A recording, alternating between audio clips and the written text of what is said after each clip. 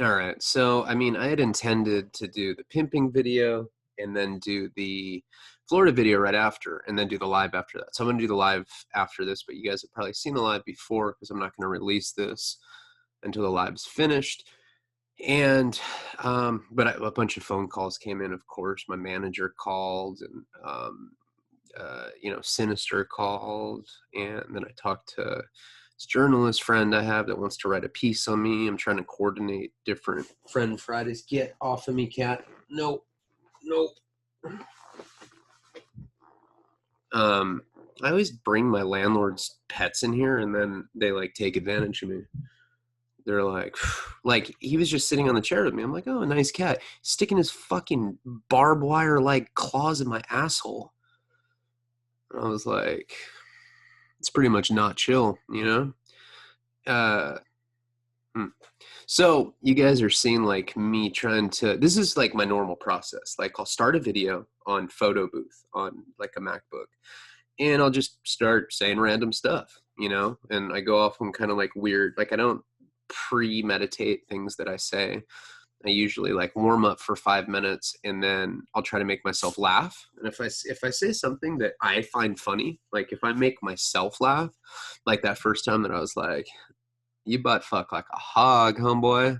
Like as soon as I said that, I start laughing. I just thought it was funny.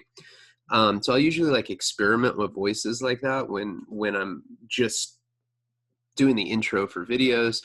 But like last night, I did 2 videos. I did the pimping and I did the Florida video, and then I ran out of space on photo booth, and they both didn't save. They saved as broken files, and it fucking sucked. I mean, there is nothing worse in anything, losing writing, a painting, videos. There's nothing worse than doing something creative, because I think I did a really good job on both of those videos. I think I did a better job on the pimping video last night than I did today. It was like there's a lot of like little things in there that I thought were pretty funny. And then you have to do it for a second time, and it's just not as, I don't know, you can't put as much passion into it because you're fucking annoyed by the fact that God, my nose just never ever stops running. See, normally I would just cut that, but now I'm recording on Zoom, and I'm just like, okay, whatever. This is just going to be like the raw version, and maybe it'll be better that way. I'm aware that stories is what people want the most. I have so many series I can do. So what I think I'm going to do is start the Parting with Celebrities series for the $20 tier and up. So there's going to be like different storylines going parallel. And I might even do a storyline for all of Patreon as well, just so that the $3 tier is like, they bitch so much about it, but it'll be like, I don't know, maybe commentary on videos that I've already done, stories, or, maybe we'll start doing like, Patreon lives. So it's just Patreon.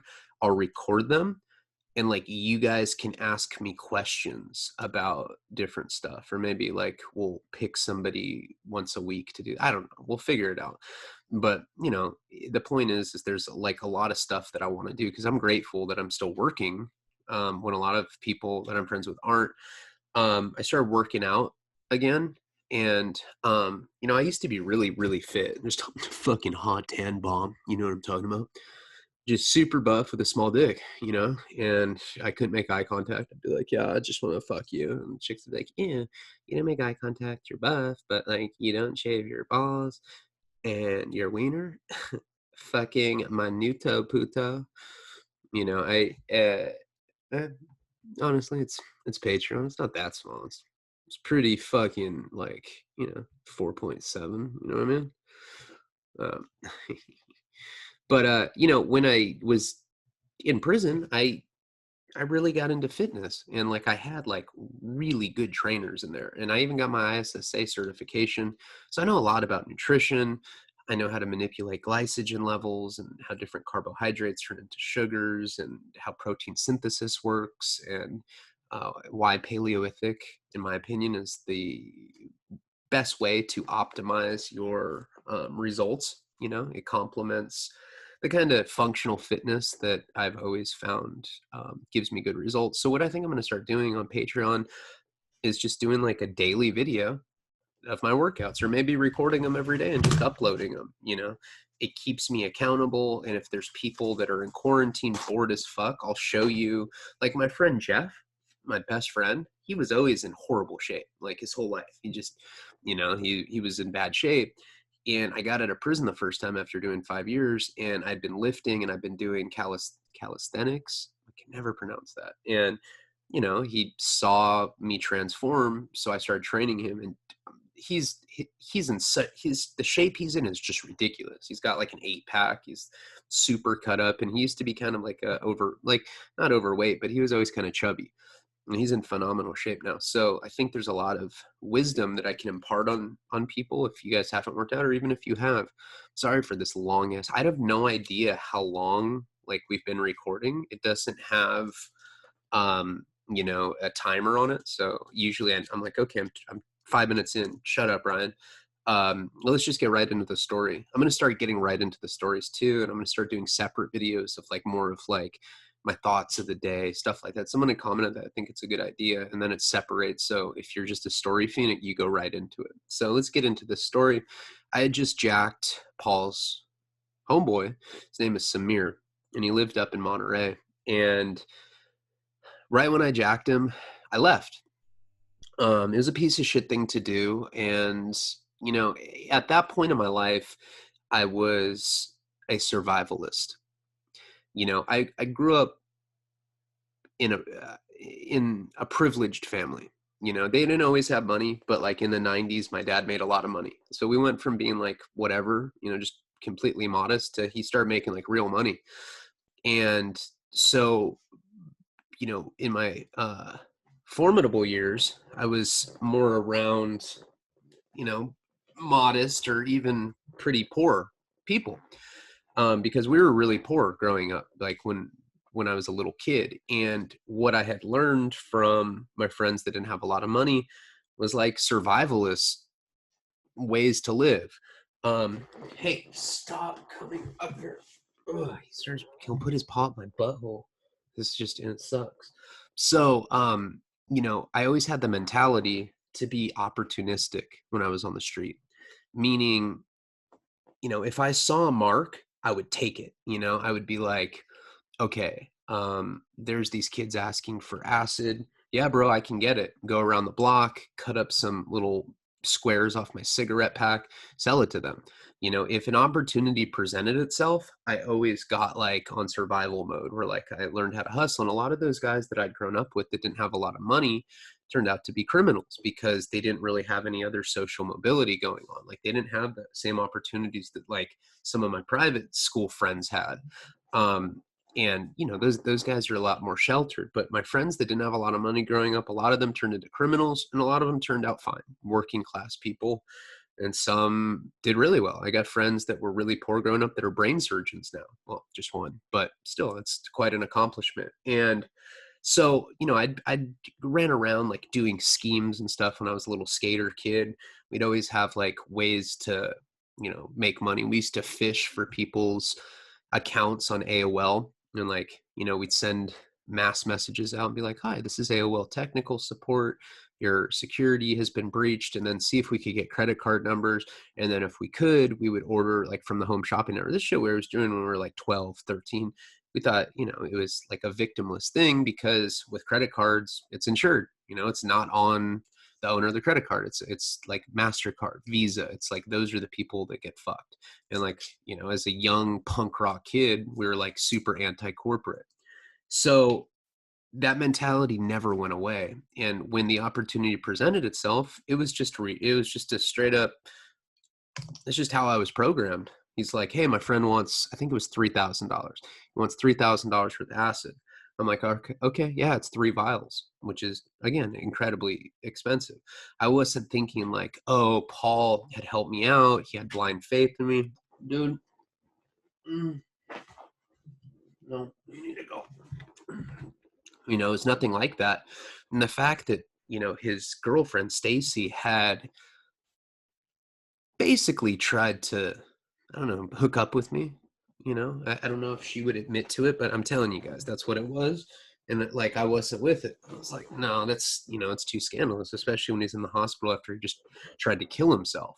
So after I told him about it, trying to be a good dude, he turned on me like I was a piece of shit. Like somehow I wanted his girl. It's like, that wasn't the case at all. Um, and it really wasn't. I wasn't, I mean, whatever. She actually turned out to be a lot better looking now than she was then. But so when that opportunity presented it, sorry, I'm rambling. I'm going to get into the story.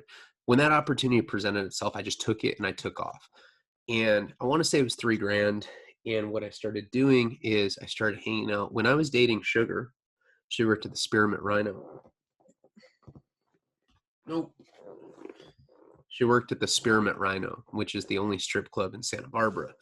And since she worked there, I got to meet all of her stripper friends. So I knew like pretty much every stripper. I knew every stripper in Santa Barbara.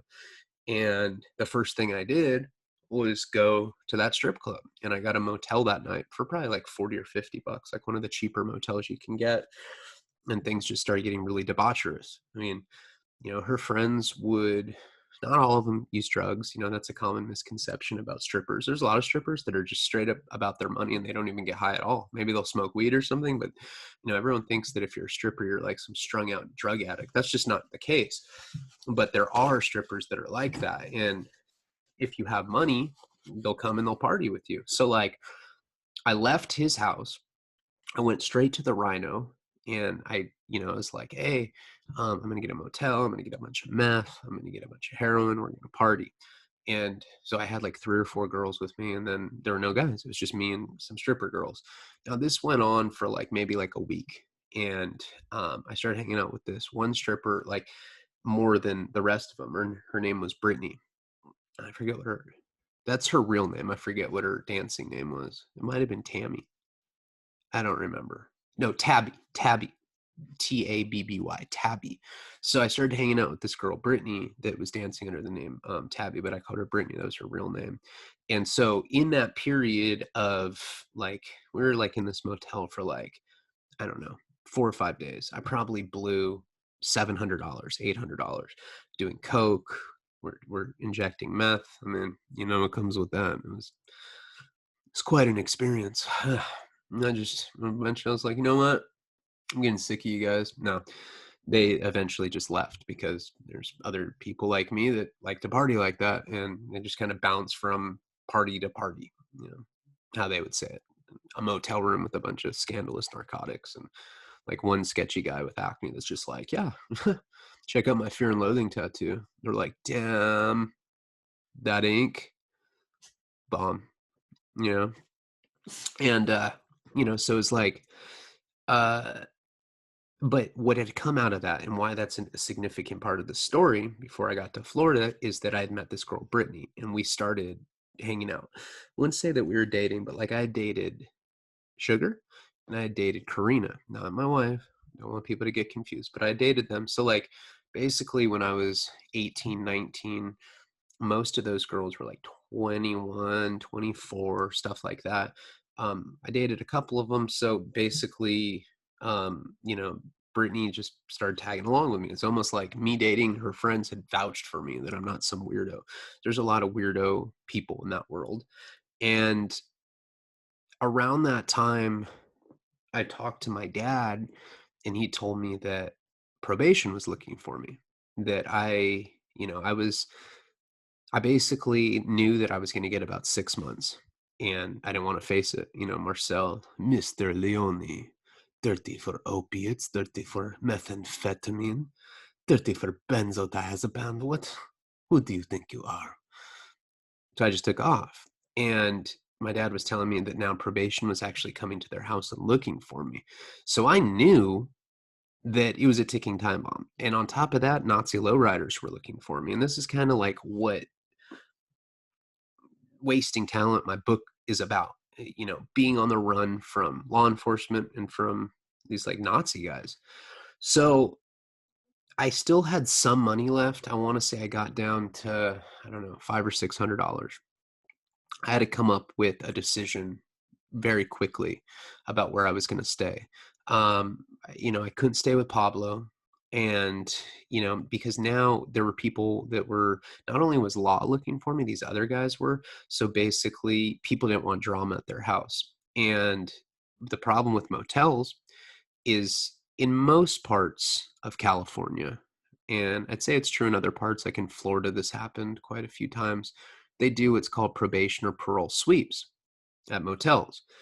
And they will go ask the people at the front desk if they can look at their roster, their client census, and they'll run everybody's name. So they'll just come up and knock on your door and they'll be like, Santa Barbara probation. And if you have a warrant, you're fucked. They'll break the door down, they'll arrest you. So typically in a situation like that, you want somebody that doesn't have a warrant to get the room so that you're good. Problem with that is you're usually, if someone's going to put the room in their name, then they have to stay there with you. And obviously you want to stay with a woman. And, uh, you know, I couldn't always get that. And then a lot of women that I was hanging out with had warrants themselves. So it was just a complicated situation. So the only place that I could go was a sober living house called Lighthouse. Now, Lighthouse was one of these like really sketchy sober livings where it wasn't like run by legitimate people. It was run by just straight scam artists, like a straight dope fiend himself, this guy named Steve Hartman. And Steve was an active heroin addict, but he was like going around, like going to like, you know, local town hall meetings, and like he became some advocate for recovery. But, you'd always hear these rumors that like heroin dealers would be selling him heroin and that he was strung out. And it was like, you didn't really know what to believe. It was like almost like when you're a kid and you hear that the brother from the Wonder Years or his friend from the Wonder Years was Marilyn Manson, or, weird shit like that. It's kind of like you didn't really know if it was true. And I always thought it was, though. So this guy, I went up to him, and one thing that he was known for is if you had probation or parole, he would essentially harbor you. He would say that he believed in not, you know, obstructing someone's desire to get sober. But really all he cared about was getting paid, having the like weekly, rent money. I think it was like $100 a week. So it was like 400 a month. So it was like pretty much the cheapest place I could go where I knew that I was going to be protected. Problem though, is that there's a lot of sketchy people there, a lot of skinheads, NLR, Peckerwoods. It's a real liability going there. Like I could never be too sure if I was safe there, but I knew that I was safe from law enforcement. So that's why I went there. And I still had whatever I had from Jackie and Paul's friend Samir. So I go to this place. I talk to Steve, I guess people say he's a junkie. I didn't really know. He seemed that way to me. And I basically told him my situation. I said, hey, I heard that you're sympathetic towards people that are on paper. He said, yeah. I said, okay, well, I have a warrant. If I get caught, I have to go do 6 months. He's like, 6 months is a long time, my guy. He's probably like being sarcastic, but I'm just like, I know, man. Can I please stay here? He's like, you bet you can, man. You bet. Acting like he's some real like solid dude. Um, and FYI, he was found dead from a heroin overdose about 10 years after the story that I'm telling you was told in the sober living that he owned. So it was true the whole time. So he puts me in what he calls, parole harbor. And it's like a dormitory for people that are on parole. And, there's always probation officers and parole officers that come to this place, but it's a house. And they don't even know that there's this place called Pearl Harbor, where it's just a bunch of like barrack style beds in a garage. And there's like, I wasn't the only one that was hiding out there. Let's just put it that way. There was about 12 guys that had warrants that were on probation or parole that were hiding there in Parole Harbor. And I remember, I went there, and they say they drug test you, but if you're there because you're trying to evade law enforcement, um, he was he was he wasn't testing you because he already knew what was up. So it was basically like living at a trap house. And I'll never forget the first night that I passed out there. You couldn't have girls there. That's the one thing. He didn't want to like have the neighbors report that there's like wild parties going on. So, you know, on the facade of it, it looked like it was a legitimate sober living, curfew, all that. But inside, people are like shooting heroin. I was doing heroin with people in there all the time. And I remember the first night that I slept I was on the upper bunk, and there's this guy named Muggsy. Now, Muggsy was this really weird guy, really, really weird guy. He almost looked like Biff from Back to the Future, if Biff was all like prison sleeved out, you know, and he had like these really weird scars all over his face, and he walked with a limp. Now, legend had it around town that Muggsy had gone to California State Prison in the 90s, and he got caught sucking a tranny's dick. And so they like were working out with him. Someone was like spotting him, and I guess they just like hit him with a dumbbell or something like in the face, and somehow it like partially paralyzed him where he couldn't feel his leg. And it seemed like it was paralyzed, or they didn't have functionality in one of his legs, because he would just like kind of walk and drag his foot. It looked like Kaiser Sosa, if you've seen The Usual Suspects, you know, and that's what we'd always call him, Muggsy Sosa, because he just would like walk with this straight gimp leg. And we all kind of, you know, would laugh about it. But we all were like, you know, at 18, you're like, yeah. I mean, imagine that. Someone's like, yeah, that fool, whew, hardcore. Yeah, yeah, yeah. Yeah, no, he's been to state, you know, he's like a prison kind of dude. Yeah. And, yeah, dude, he sucked a tranny's dick. That fool's cool, huh? I'm just like, hella cool, you know. And like at 18, that freaks you out. You're like, oh my god, he was sucking a tranny's dick in prison. Now, if someone tells me that, I'm like, checks out, you know. Um, the guys that are like are usually the low key ones, you know. And so that first night, I'm sitting up on my bed, and like there's like this little TV that's connected to a VCR. That's how long ago this was. This was like probably like '03 or something. And everybody's passed out except for Muggsy. He's on his bunk, butt naked.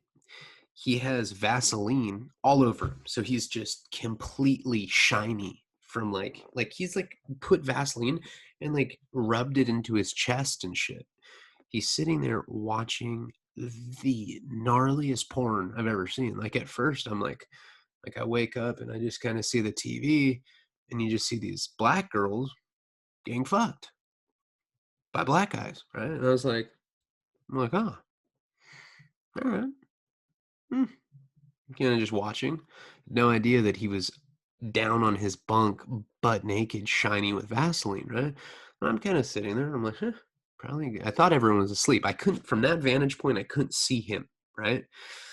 But, you know, so I'm like, someone probably just forgot to turn off the TV. I'm gonna beat off right now. Fuck it. Start getting it.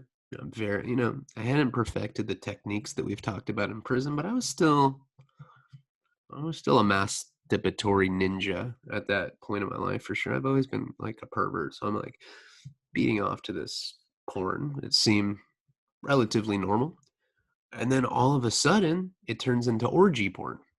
Still black. Now there's a few white people. I'm like, well, all right, still beating off. Then the black guys start getting butt fucked by the white guys. And I'm like mid stroke, and I'm just like, oh my God. You know, it's like, this is going to be a horrible metaphor, but it's like, you know, growing some beautiful sunflower. Like, to the fuck kind of analogy is this? And then someone just stomps on it. My dick just went, you know, it's like in Pac-Man, you know, it like just went away. I was like, ugh, you know, and I don't think I'd ever seen, well, yes, I have. You guys haven't heard the story about my gay neighbor, but I'll get into that. It's in the juvenile delinquency. And someone told me about that the other day. Like, I can't believe you haven't told that story yet. I will soon. But, you know, I'm like, whoa, it's like probably the second time I'd ever seen gay porn. Right. And I was like, ugh. So I kind of like, I'm like, why is this on? This is so weird. And I just kind of like look, the other way, and that's when I see him. I see Muggsy Sosa butt naked, making like Vaseline snow angels on his bed. He's not even beating off at that point. He's just like Vaselined up, just like it looks like he's doing jumping jacks on his bed. And I'm so like, what? This is absurd. We're in a dorm setting with like 12 guys. And then like he'll do his little like, his little snow angel thing and then he'll go back and just start beating off. And like I'm like I see him and I'm like, oh my God. And then I look at what he's doing. I swear, I'm not making this up. It turned into straight up butt fucking conga line porn. I swear. And there were like girls involved and they had strap-ons, but there were dudes. It was like bisexual group sex porn. It was wild, right? And I was like, oh my God. I was like, I need to go to the bathroom, And so I like am leaving.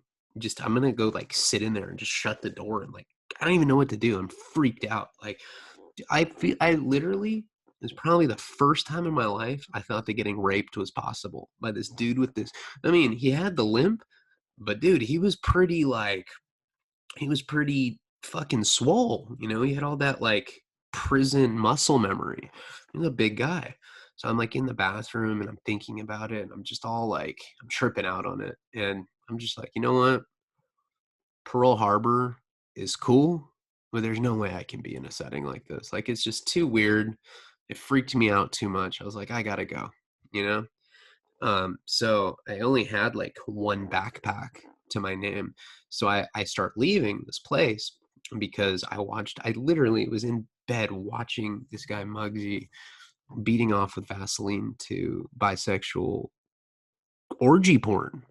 Like, do people actually like, do people put that in on Pornhub? Bisexual orgy porn. I'm in the mood. The mood just struck my fancy. Orgy porn. Oh, I love this set. I love these guys. Oh, yes. Oh, hold on. I got to make Vaseline snow angels. Like, I mean, I can't even fathom how people, I don't know, it's whatever. I mean, you fuck who you want. You guys are probably like, wow, a lot of really weird, oblique gay stuff happened around you. Yeah, it did. You have no idea. Weird shit kept happening like that. Like, wait till I get to Florida. Like the raunchy shit that was going down in Florida. The place was fucking gnarly. It was like, whoa, whole underground culture, dude. It's just weirdo shit to me.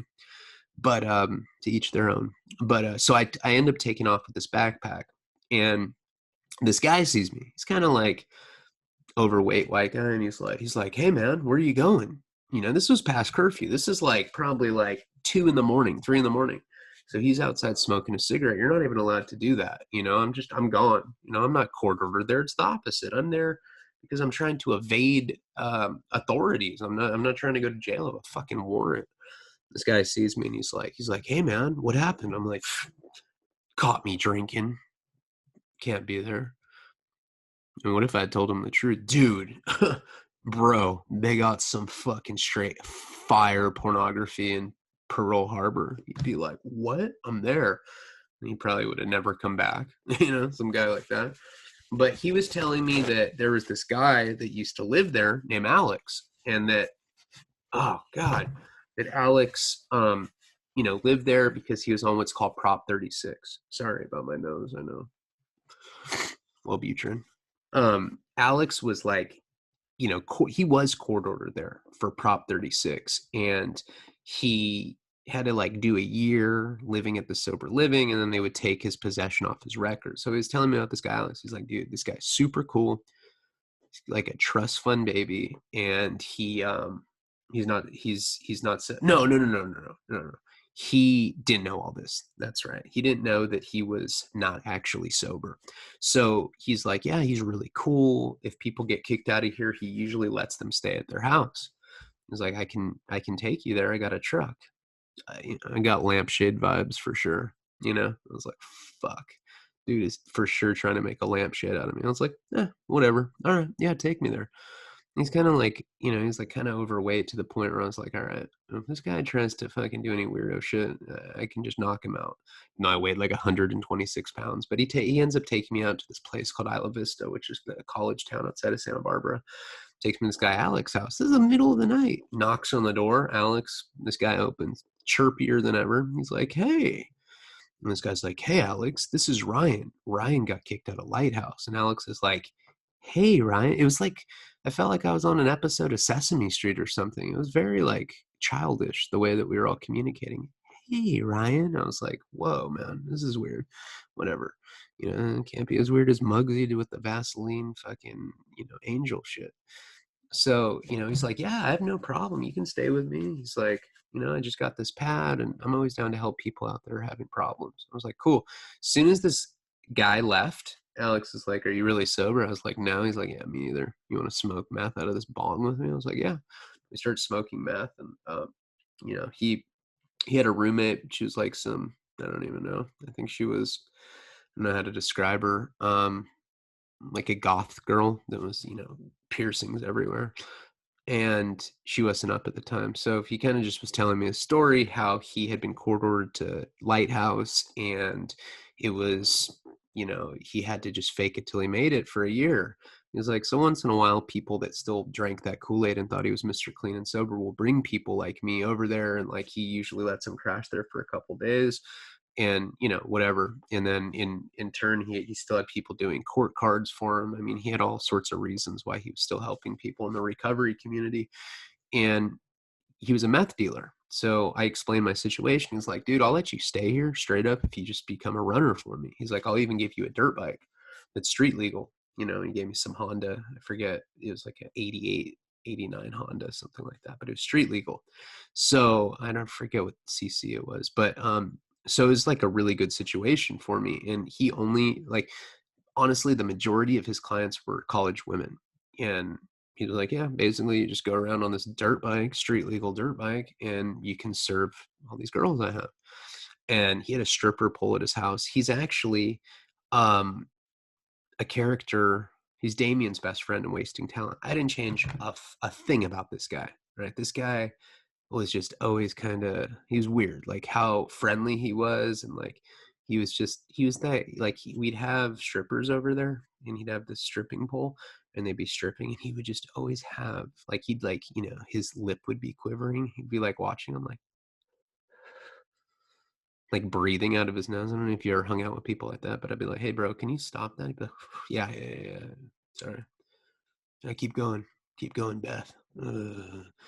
It kind of creeped me out, but I started making money and I already had, like I said, a little bit of money, and then, I probably had like down to a couple $100. And now I started making money through him. Now, at this time, and the reason I brought it up, the first thing I did is go to the Rhino and I partied with some strippers and we got a motel room. That girl, Brittany, started hanging out with me again now that I was at this guy Alex's place. So she became like a fixture there, and she would bring like her girlfriends there, and they'd like entertain Alex. And it was just, I mean, you want to talk about debauchery? That was probably the most debaucherous house I've ever lived at. I mean, it was just wild. He had like huge cardboard boxes just of girls' panties that, like they'd leave them there, and he would just keep it in his living room as some sort. He thought it was like a decoration. It was like somebody that collects rare stamps or something, but it was like, thongs that girls had been wearing at nightclubs that somehow he had. It was very, very fucking weird, And what ended up happening is he sold meth, but I told, I had him getting heroin for me. And so basically he was just scoring black for me all the time. And he paid me mostly in heroin, but he also kept me fed and gave me a place to leave. But I was basically enslaved with my hair, and my habit went up. Now I'm up to like 1.5 grams a day. So he ends up his whole story is he's a trust fund kid. He inherited like a bunch of money, but instead of like putting it into property and doing what like normal people do, he's like, fuck it, I'm just going to start selling drugs to college girls. I was like, oh yeah. That's not creepy, dude. That's super legit investment. He's like, I already know. I'm already knowing on the dead homies, homie. And so, you know, it was like a good situation for me. Brittany kind of became my girlfriend at that point. And what ended up happening is Alex had to go up to San Francisco to get meth. He would get, I think got like 2 keys at a time, so like 2,000 grams. I mean, he was selling, like, he would sell teeners and 8 balls and grams, but he was also selling quarter pounds, half pounds, shit like that all the time. I mean, he's a pretty big dealer, you know. And I would always hate having to go sell, you know, like a pound for him, because he'd always want it in clean $100 denomination. I'd have to go to the bank and I'd have to like exchange these like raggedy 20s that smelled like strippers and perfume for like, I just look so sketchy doing it. I don't want it. But he was going up to San Francisco to re-up on the meth, and I asked him for heroin. I'm like, hey, you're gonna, because he was gonna be gone for like a week. I'm like, well, what am I gonna do when you're gone? He's like, oh yeah, you got people, right? I'm like, nah, those NLR dude, I don't want to, because I had gotten so used to him getting it for me. I didn't have to deal with anyone anymore. I was just his runner. I was serving college kids, so I wasn't even like in the loop in Santa Barbara like that. I wasn't like hanging out with Southsiders and skinheads or anything. So he's like, well, how much do you need? I'm like, I need like an ounce. I should have said peace, you know, because you know, I like had talked to him on the phone. I forget where he was. He was somewhere, and I'm like, hey, I need an ounce before you leave so I don't get sick. He's like, no problem. So he ends up leaving the next day to go on his trip, and he told me that he'd leave it on the kitchen counter. And so there's like a brown lunch sack waiting for me when I woke up. Brittany was sleeping over. We wake up, and I was like sick when I woke up. Like I was relying on that heroin, and I open up the bag, and he had given me an ounce of crystal meth. And I was like, fuck. And like that single event was the catalyst to Florida. Like that is like where things started getting really wild. You know, well, on top of the fact that what happened in the courtroom and everything, which we'll get into in the next episode. You know, and trust me, there's a lot that happened in Florida that you guys don't know about. I said that on the last video. I just think it's important for any of these story series to like kind of backtrack so you guys can figure out truly what the chronology is and like everything that led up to it, because like stuff's going to start coming up in Florida, like Paul and I talking or stuff like that happening, where it wouldn't be in the correct context if I hadn't, you know, presented all this episodically in chronological order. I appreciate you guys. I'm going to do a live now. Thank you so much. Remember, stay safe, and palabra.